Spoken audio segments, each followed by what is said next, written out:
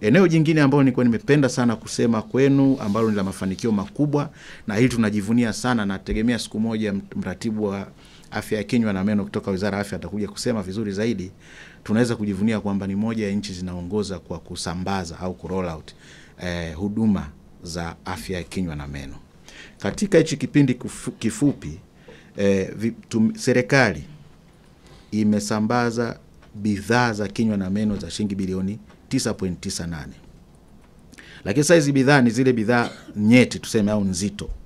Kwa mfano tumesambaza vile viti tunaita dental chair.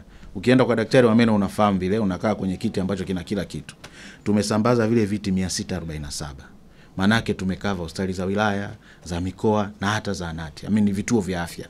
Kwa unaona kabisa usambazaji huu umekuja kwa sababu serikali inathamini ile kwamba bado afya ya kinywa na meno ni muhimu. Unaweza kuwa unaumwa jino lakini baadaye madhara yakaenda nje ya meno yakaenda hata kwenye mifumo mingine ya damu. Nadhani mnafahamu. Kwa hii ni mafanikio makubwa sana. Na vile vile kuna tunaita dental x-ray. Zile x-ray za mionzi ya kupima kinywa chako kikoje.